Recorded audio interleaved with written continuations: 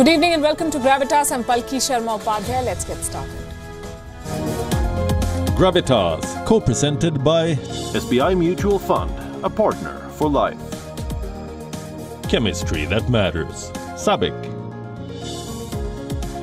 Skoda Superb, best in next class. Co-powered by Star Health Insurance, the health insurance specialist.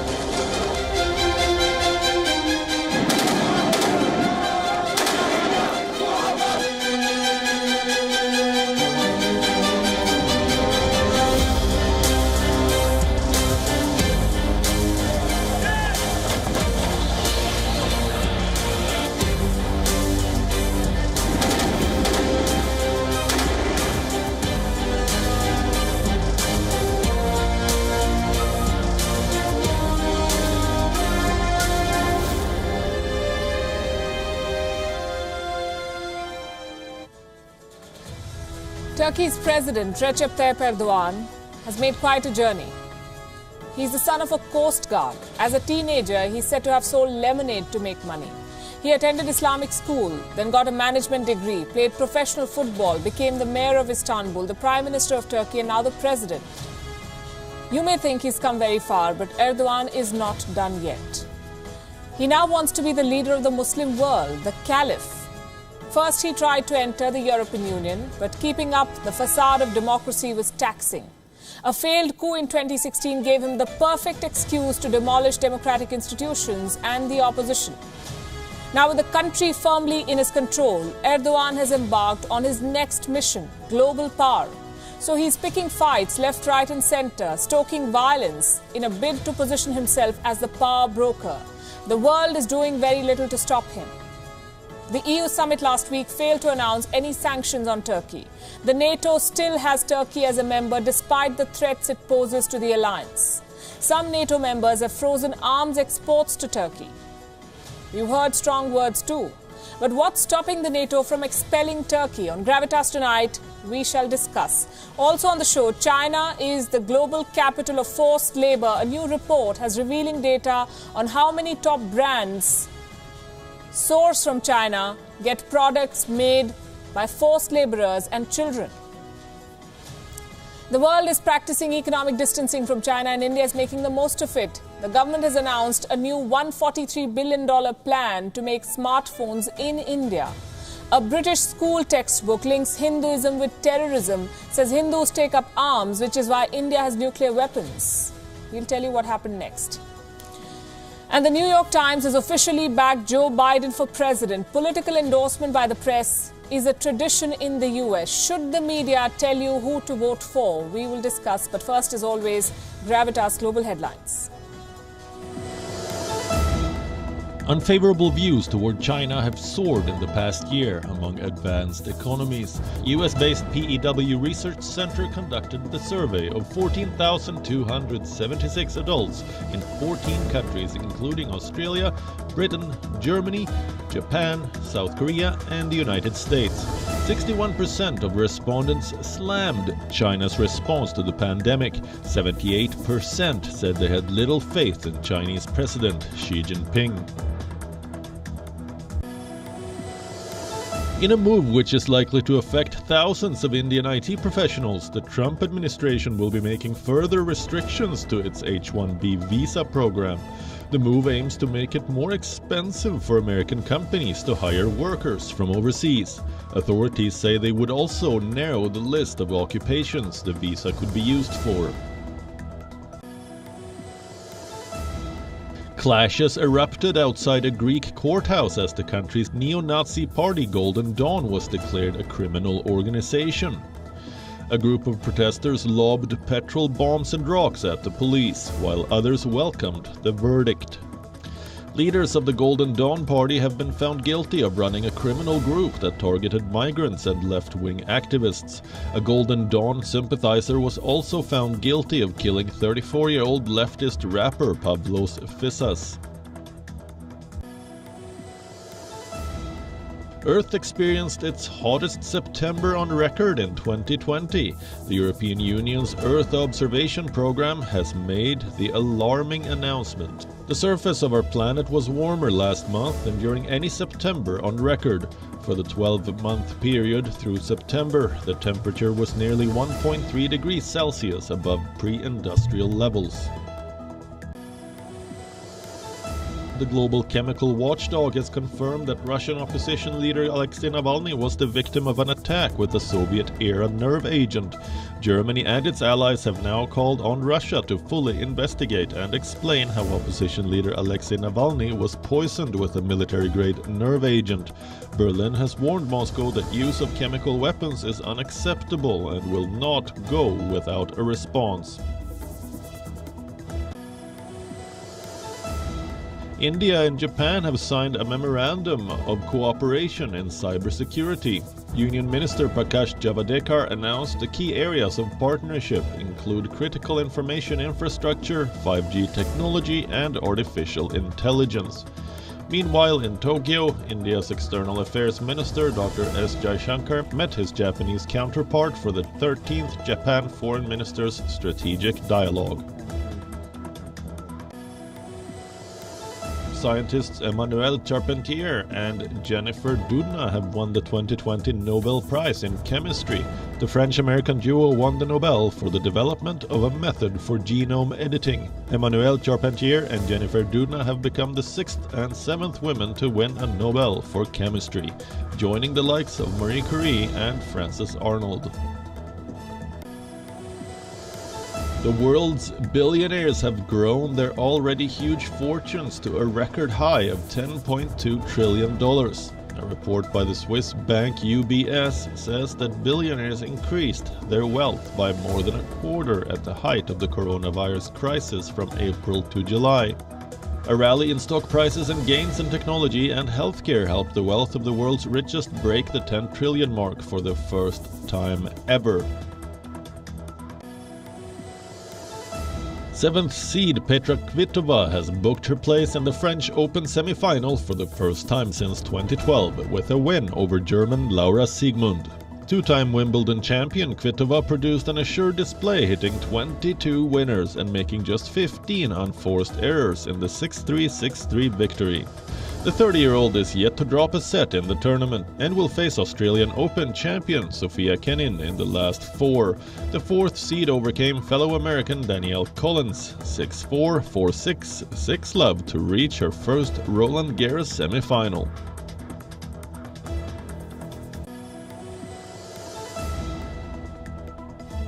The Los Angeles Lakers are just one win away from their first NBA championship in a decade after taking a 3-1 lead in the finals against Miami Heat. Led by their two star men, LeBron James and Anthony Davis, the Lakers won by 102 points to 96 in Game 4 of the best-of-7 series. Miami had kept themselves alive by winning the previous game, but they were outscored by the Lakers in all quarters except the second. LeBron James scored a game-high 28 points, while Davis ended with 22. The Lakers can now clinch the title when the series resumes on Friday.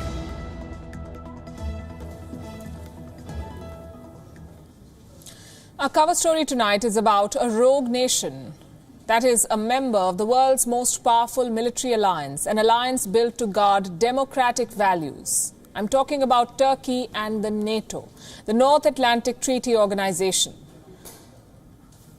If you surf the NATO website, you'd find this page. It describes the political and military purpose of the NATO. Let me quote, "The NATO promotes democratic values. Its purpose is to guarantee freedom and security of its members." Does Turkey fit these criteria? It doesn't. Under President Recep Tayyip Erdogan, Turkey has descended into authoritarianism. He used a failed military coup in 2016 to tighten his grip on power. There was a massive purge. Within the military, the courts and the education system, journalists were jailed in Turkey, assets of political opponents seized by the state, and dissent crushed. Erdogan has pushed Turkey into a new presidential system where he controls all levers of power. Now, with the country firmly in his grasp, Erdogan forged new alliances with countries like Russia and China, two more authoritarian states. The result is this: Turkey is the biggest liability for NATO. It doesn't represent the values of NATO. It has befriended the adversaries of NATO. And all of this has made Turkey an unreliable partner. So why doesn't NATO dump Erdogan's Turkey? That's our focus tonight on Gravitas. We'll tell you why Turkey no longer deserves to be part of such alliances. And for the sake of example, we are focusing on NATO. NATO, the North Atlantic Treaty Organization, has 30 members. It was created in 1949 in the aftermath of the Second World War. The purpose was to secure peace in Europe, especially against the Soviet Union. When the Soviet Union fell, the relevance of NATO came into question. Today, the NATO says its allies are committed to democracy, individual liberty, and the rule of law. Turkey joined this alliance in 1952 because there was a synergy of interests. Turkey did not want to fall under the Soviet influence, and its military made key contributions. But that is no longer the case. Today, Erdogan is on a collision course with the same allies. It is fighting the allies of NATO too. Just look at what Turkey has been up to this year. In the month of January, Turkey violated a United Nations arms embargo in Libya. Turkish warships escorted a vessel suspected of smuggling weapons into Libya. By June, Turkey was locked in a direct face-off against Greece and France. Now, NATO's allies have sworn to protect each other. When one is in trouble, all members come to its rescue. But Turkey was ready to wage a war against Greece just to control oil and gas supplies. And now Turkey is fueling another conflict, the one in Nagorno-Karabakh. Turkey is arming Azerbaijan against Armenia. The NATO called for a ceasefire, but Turkey refuses to pay heed to such calls. It is extremely important that we convey a very clear message to all parties involved that they should cease fighting immediately, that we should support all efforts to find a peaceful, negotiated solution, because there is no military solution to the situation in and around Nagorno-Karabakh. And this has been a very clear message from me ever since the fighting started, because it is dangerous for all those people involved, but it's of course also something which is of great concern for the whole region and for all NATO allies. Turkey wants to dictate the terms. It says the NATO should first ask Armenia to withdraw. Both countries are partners of NATO. Therefore, it is normal that NATO calls for a balanced ceasefire and a peaceful solution, but everyone, namely NATO, should call for the resolution of this problem under international laws, that is, UN resolutions and Azerbaijan's territorial integrity, Armenia immediately withdrawing from this region. The conflict began 11 days ago, and it is getting closer to a full-scale war. Yesterday, we told you how Turkey is sending Syrian fighters to fight for Azerbaijan. Turkey has dug its heels. Its relationship with many NATO allies has frayed. So we come back to the question, why should Turkey remain in this military alliance? NATO has many reasons to expel Turkey. In 2019, Turkey bought the Russian S-400 missile defense system despite vehement objections of the United States and other NATO members. Why was the NATO concerned about this weapons deal? Because it is unlikely that Russian weaponry will integrate into NATO's air defenses. The fissures between Turkey and its allies are getting wider.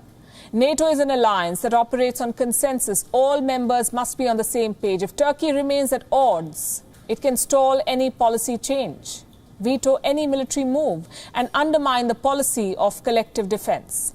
In fact, it's already doing this.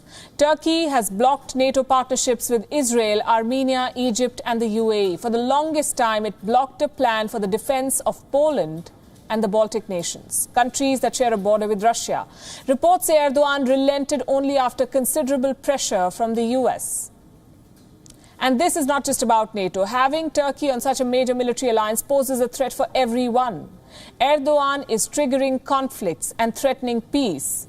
An alliance that vows to uphold democratic values and peace must hold its members accountable or dump them. As for Turkey, its proxy wars are growing in number. Turkey has supplied materials and fighters to Libya to change the course of the civil war. Erdogan provoked Greece in the eastern Mediterranean. They were on the brink of a war.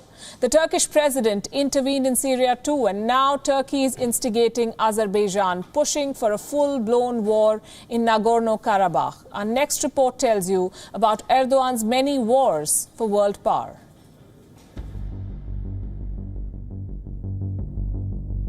Armed and reckless, that's modern-day Turkey for you. The Turkish president is playing a dangerous war game. He is pushing Turkish arms, the military and proxies, to volatile regional battlegrounds. It began with Libya. In January, Turkey announced a military intervention in the civil war. Erdogan is a key supporter to the Tripoli-based government of National Accord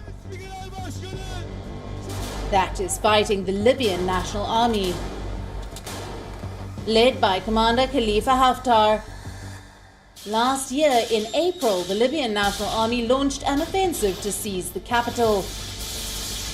Turkey has deployed its military forces, sent Syrian militants, even armed the government of National Accord, despite a UN embargo. French President Emmanuel Macron has accused Turkey of meddling in the Libyan conflict. In Macron's eyes, Turkey has threatened European interests with its military deployments.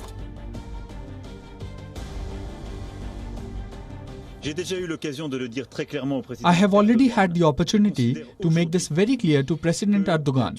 I now consider that Turkey is playing a dangerous game in Libya and is in breach of all the commitments it made at the Berlin Conference. This is the same speech I made this afternoon during the exchange I had with President Trump. Because it is in the interest of Libya, of its neighbors, of the whole region, but also of Europe. How did Erdogan respond to Macron? By promising him more troubles in the future. It wasn't a hollow threat. In August, Turkey pursued an aggressive gas exploration effort in the eastern Mediterranean. Greece stakes claim to the same disputed regions. Encounters between Turkish and Greek vessels on the high seas raised the threat of war. France sided with Greece. At the height of the tensions, Erdogan has this message for Macron.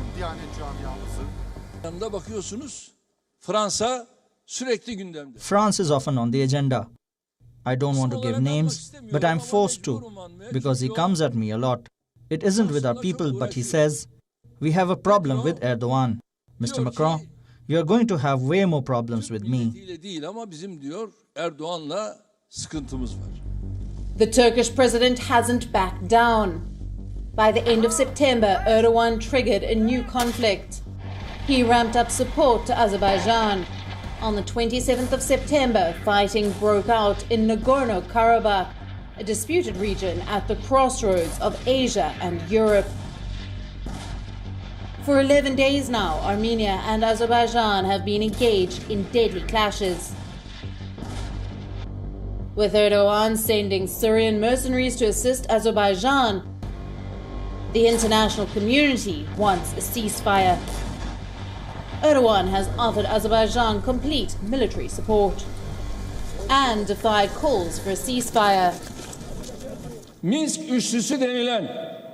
Given that the three Minsk countries, United States, Russia and France, have neglected this problem for nearly 30 years, first of all, it is unacceptable that they are involved in a search for a ceasefire in the face of these negative developments that came to surface in these days.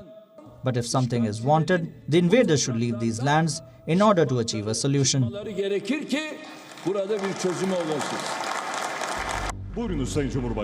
Turkey is waging proxy battles for power. Erdogan believes that he can get a seat at the high table with gunboat diplomacy. But by flexing his military muscle, the Turkish president is only isolating his country further. Bureau Report, WION, World is One.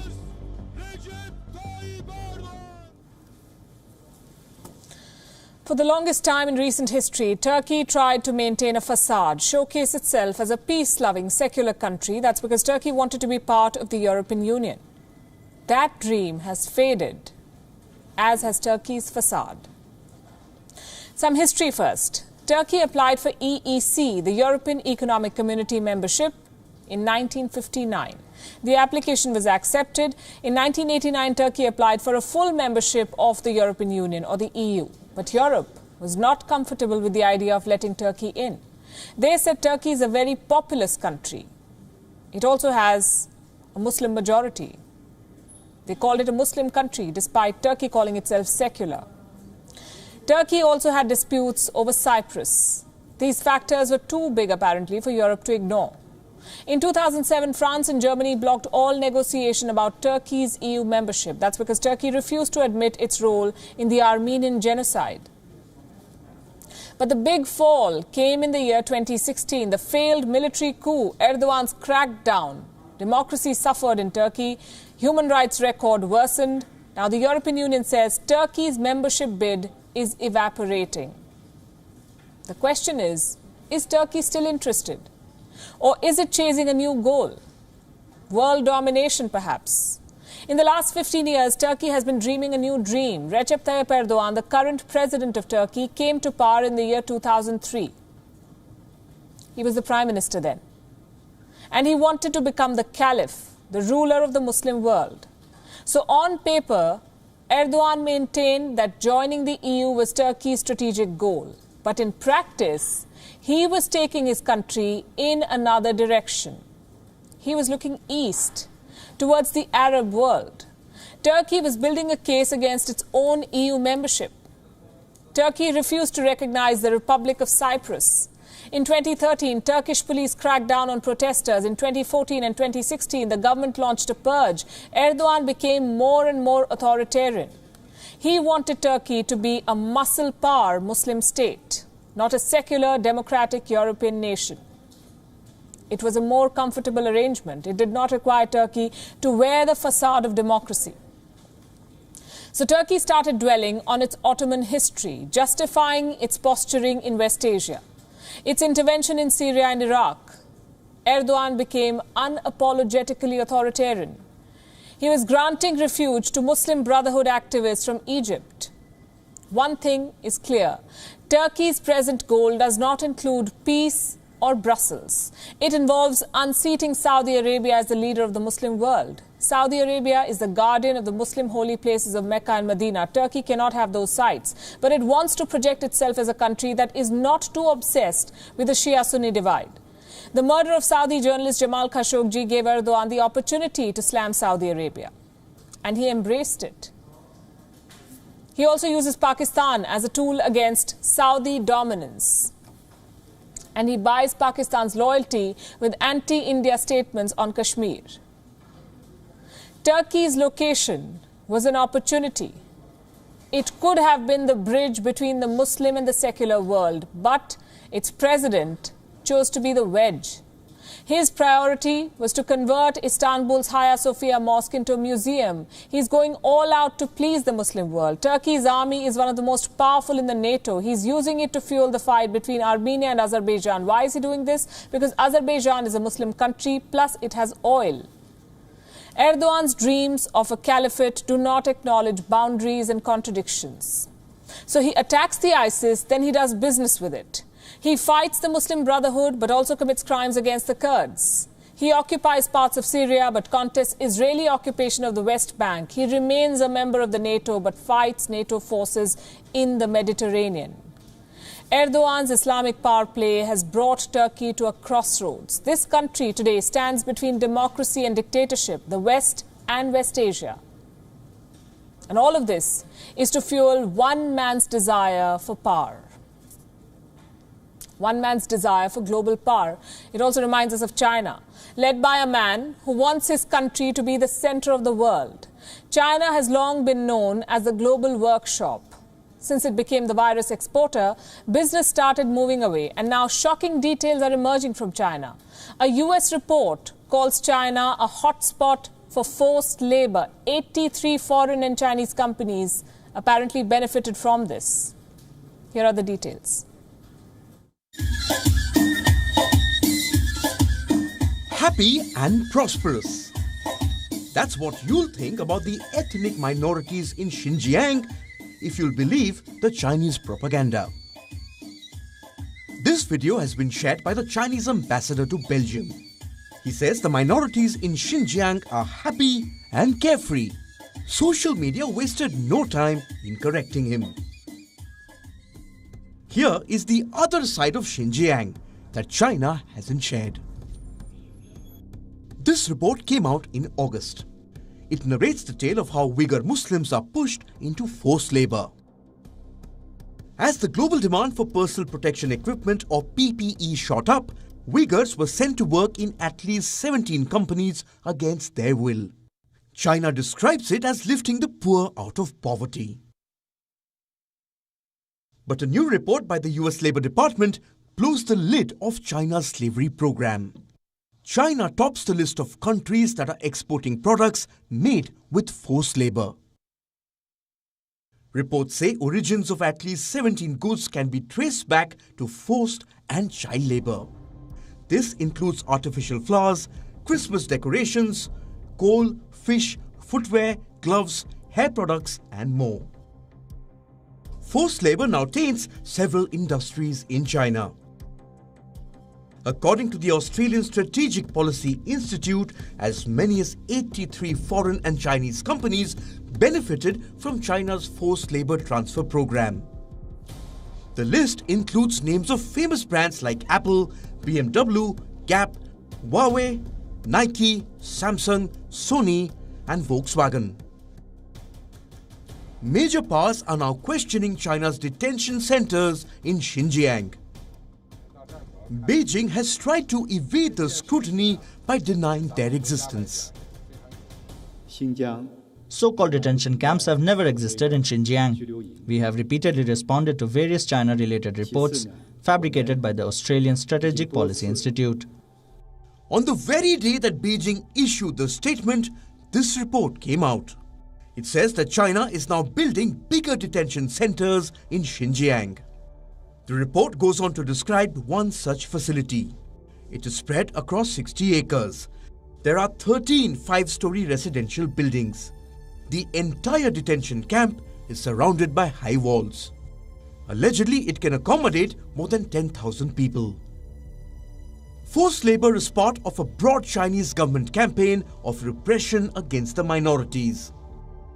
China denies all charges, but the evidence is clear. After the outbreak of the Wuhan virus, several companies are thinking of moving their factories away from China. It is only prudent that big businesses take note of the forced labor campaign and cut off their ties with the mainland.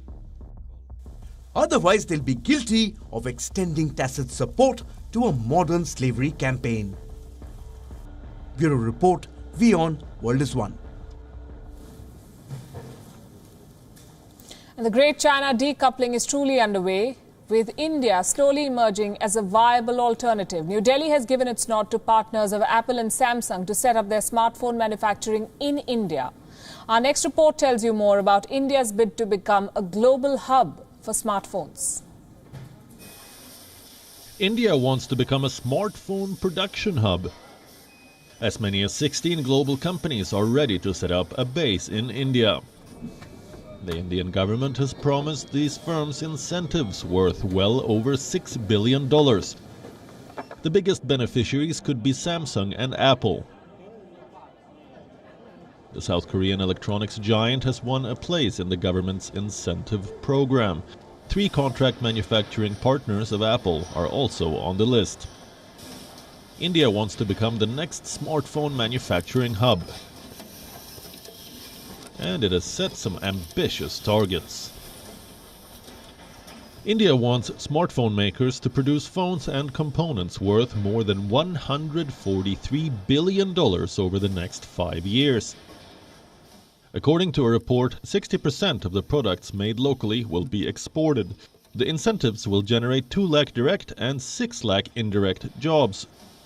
India wants to leverage the anti-China sentiment in the global markets. Since the outbreak of the Wuhan virus, decoupling from China has become the new buzzword. Major companies have announced plans to move out of China. Samsung has shut down its mobile phone production in China. The company has expanded production in India and Vietnam. Hasbro began shifting its manufacturing last year. Toy maker wants to have only 50% of its products to come from China by the end of this year. Apple's supplier Foxconn is leaving China too.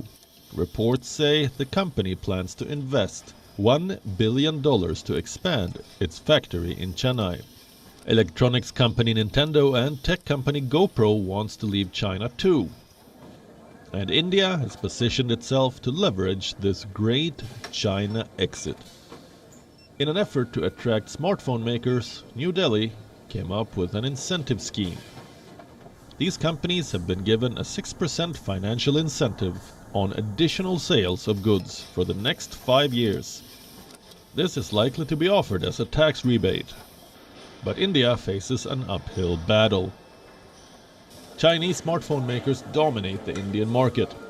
According to one report, these companies command an 80% market share in India alone. India must break this Chinese monopoly, abroad as well as at home.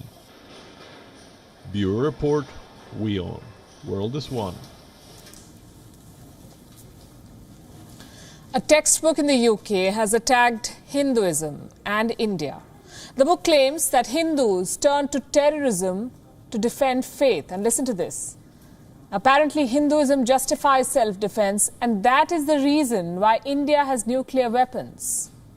If this sounds too much, wait till you watch this report. Terror is an understatement when describing British colonialism.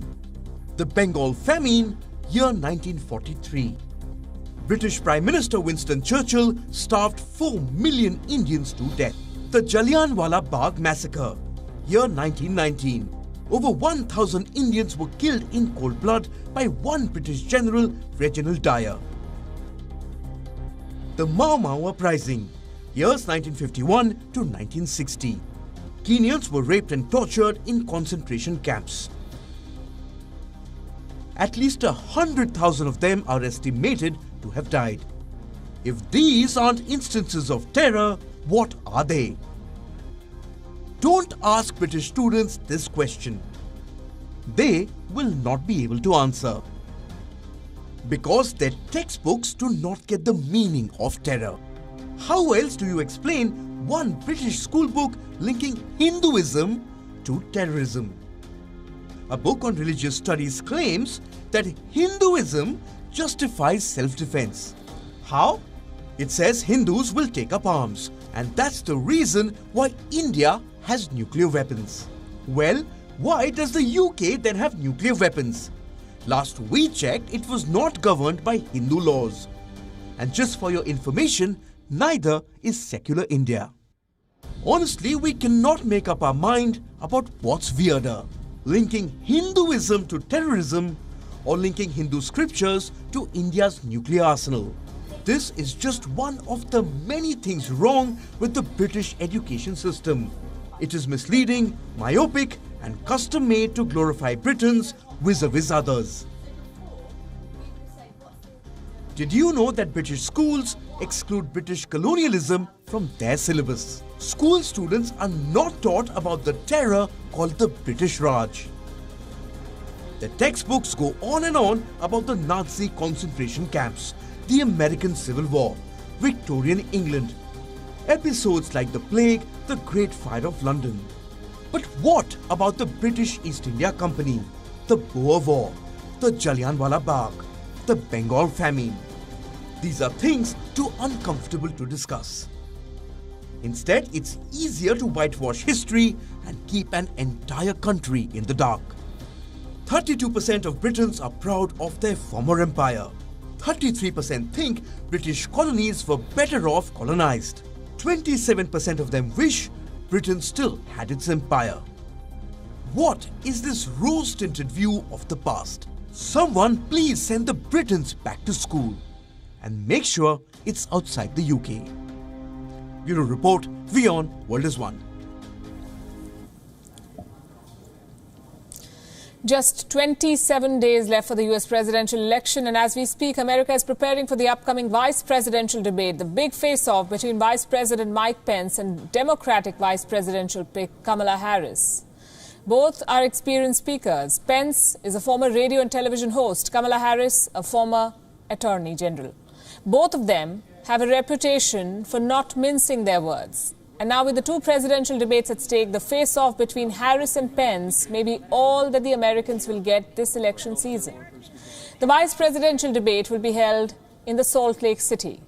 It will be at 6:30 a.m. IST and WION will be broadcasting live. What can you expect from the vice presidential debate? Before the first presidential debate, we told you all about the different segments and time limit, but we also saw how all of those rules collapsed like a pack of cards. So tonight, we'll discount the rule book and instead tell you what Kamala Harris and Mike Pence are likely to talk about, what will be on their agenda and their respective parties' agenda. Health, of course, will dominate. And there are two reasons why I say this. First, the US President Donald Trump testing positive for the Wuhan virus. And second, the White House task force on the Wuhan virus. Mike Pence is leading this team. So it's only fair to expect that Kamala Harris's team will load her with numbers to throw at Pence and question the Trump administration's response to the Wuhan virus. Racism and racial justice are also likely to feature in this debate. Also making a stage debut will be a plexiglass barrier to ensure social distancing. Will Kamala Harris carry forward Joe Biden's question on white supremacy? We'll have to wait a few hours to have an answer to this question. But here's another one. What do you think is happening inside the White House or Trump's inner circle? As many as 17 top officials have tested positive for the Wuhan virus, 17. Top Trump aide Stephen Miller is the latest. The number is going up fast. Who was the super spreader? The White House has chosen to not put out any official figures. The U.S. Capitol, Washington, D.C., which is also home to the White House, has recorded the highest number of daily coronavirus cases in more than 4 months. The city has reported 105 new cases on Monday alone. Now, experts say the rising number is to do with the outbreak at the White House. Donald Trump came back to the presidential mansion yesterday and he took off the mask. The first thing, what was he thinking? Another question. What was Trump thinking when he tweeted calling off talks on a stimulus package? Look at the tweet. This is what Trump wrote, and I quote, "I have instructed my representatives to stop negotiating until after the election, when immediately after I win, we will pass a major stimulus bill that focuses on hardworking Americans and small businesses." The president has received quite a lot of flack for saying what he did. Joe Biden said Trump was turning his back on Americans. And now it looks like Trump is rethinking. He's sending mixed signals on Twitter about the stimulus. Has he realized that not signing a stimulus or not helping Americans who desperately need help may cost him votes? A Reuters Ipsos poll claims that Joe Biden is leading Trump in national polls. And this is with an advantage of as much as 12 percentage points. I will not comment on opinion polls. They tend to get it wrong more often than not. But here's something we must dwell on. Major publications in the United States picking sides, from the Washington Post to the New York Times, they've all come out to endorse Joe Biden. Should the media take sides in an election? We'll discuss this in the next report. But before that, here's something you should consider. Whoever said that everything is fair in love and war forgot the US election. We are talking about a country where the president loves accusing the very electoral system that elected him to the White House. And we are talking about a country where the president loves to press the charge of fake news on the press. Here's an example that's just 2 hours old. Donald Trump has been tweeting restlessly all day. You see, US elections can get really messy. And this year, the mess is touching new heights. Now to the story that we promised. The American press not only reporting on the election, also cheerleading some candidates. The New York Times has endorsed Joe Biden, as has the Washington Post. American publications have for long been endorsing presidential candidates. But should the media tell you who to vote for? What impact do these newspaper endorsements have on the voter? Our next report examines.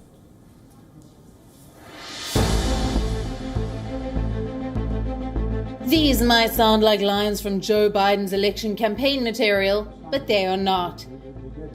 Did someone from his team make these statements? No. This is what an editorial in a leading publication in the United States has said about the Democratic presidential contender. The New York Times editorial board has endorsed Joe Biden for the US presidency. The editorial piece says, Mr. Biden knows that there are no easy answers. He has the experience, temperament, and character to guide the nation through this valley into a brighter, more hopeful future. He has our endorsement for the presidency. What is the New York Times editorial board? It introduces itself as a group of opinion journalists whose views are informed by expertise, research, debate, and certain long-standing values. It is separate from the newsroom. In other words, a group of journalists openly declaring support for an election candidate. But since when did journalists tell you who to vote for? In the United States, all the time. This is a tradition. The New York Times has been endorsing presidential candidates since 1860. And it's not alone. Newspapers across the United States have followed this tradition. Newspaper endorsements are specific statements of support for a political candidate. Through the endorsements, newspapers say they aim to educate the masses. What about the press being unbiased and non-partisan? American media remains divided on the question. Earlier this year, America's NBC News said the practice of presidential endorsement by publications must end. The practice is not limited to just the United States. In Canada, 23 newspapers followed the liberal free press tradition of endorsing a candidate for Prime Minister in the 2015 federal election. In the election in 2011, 22 dailies did the same. In the UK too, editorials in the national newspapers tend to make their loyalties known ahead of the election. Does this impact the choice of a voter? According to a 2008 study by the Pew Research Center, almost 7 in 10 Americans said their local newspaper's endorsement had no impact on who they vote for. And with the oversaturation of social media and polarized media activity, people are probably placing lesser trust in the mainstream media. In 2016 US presidential election, it was noted that Hillary Clinton had more than 200 endorsements from daily and weekly newspapers in the United States. Trump had only 6 endorsements, and yet he won. In India, the biases are clear, but formal endorsements are not the practice. So, should the media tell you who to vote for? We let you decide. Bureau Report, WION, World is One. Most of us celebrate our birthday by cutting a cake. But for Vladimir Putin, cake cutting may be passé. The Russian president turned 68 today, and he marked the day not with a cake, but with a hypersonic cruise missile. Here's a report. A hypersonic missile launch. That's how Vladimir Putin celebrated his birthday. A power-packed 68th, quite literally.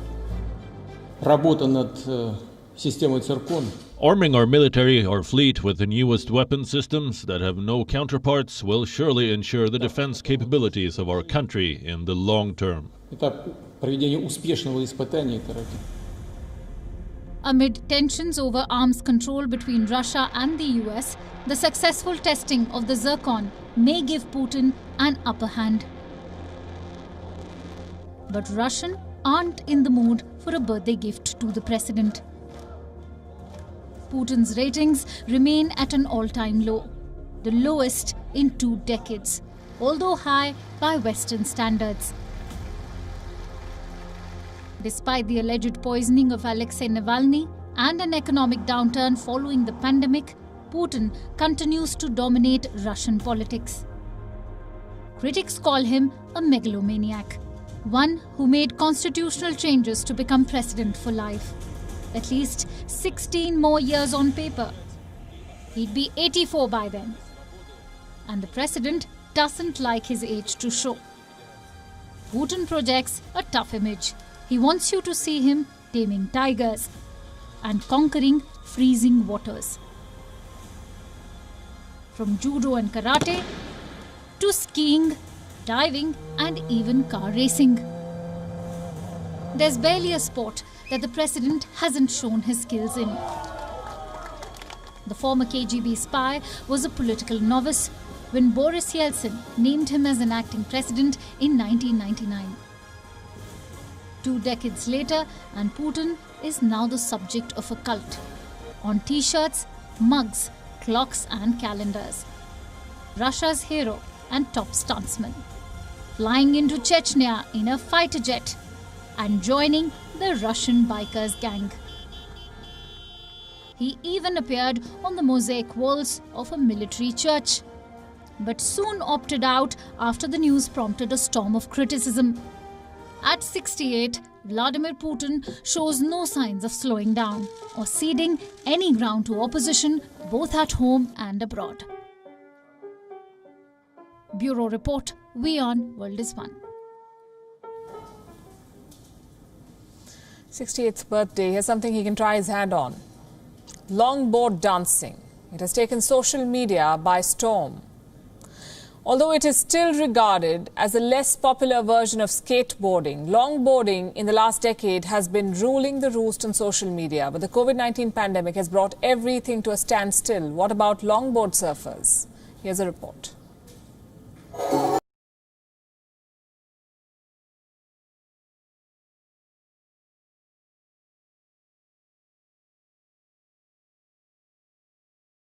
(1950s) in the United States, but it is on the streets of Paris that it has become a rage. For decades, longboarding lived as an underground sport, more a shadow of skateboarding, which was considered to be more exciting. But by the late 90s, with advancements in wheel technology, longboards became more stable. And this made the sport safer and more accessible. So much so that from 2013, a longboard dancing world championship has been held each year. Longboard dancing has this aesthetic appeal with the flying aspect. It's something very visual. It's very easy to create something beautiful by playing with your surroundings and so on. I think that's what I like about it. Just by looking at Instagram Reels, you can tell how popular it's becoming because there's more and more longboard dancing. People love watching this kind of sport. This year, the COVID-19 pandemic has disrupted every sporting calendar. Longboard dancers, who till last year could put forth their performances, were suddenly out of business. All shows were cancelled, and competitions either postponed indefinitely or held behind closed doors with little to no audience.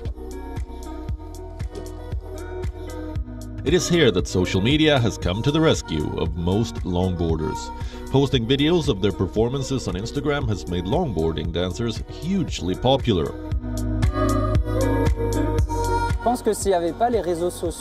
If it wasn't for the social networks, I don't think we'd be doing this. They played a huge role in the growth and promotion of a sport that is still very much underground in 2020. Social media stardom has brought in sponsorship. Longboard performers feel this is recognition that was long overdue.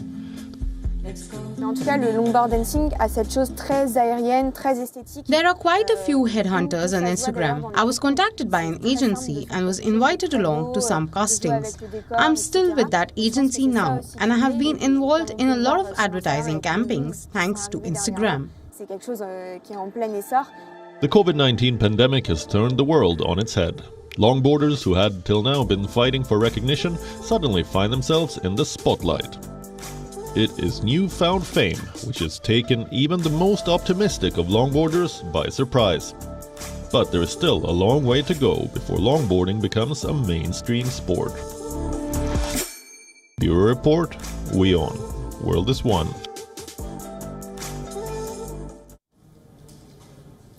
With that, it's a wrap. Thanks very much for watching, but don't go away. Our special show, US Election Dialogues, coming up right ahead.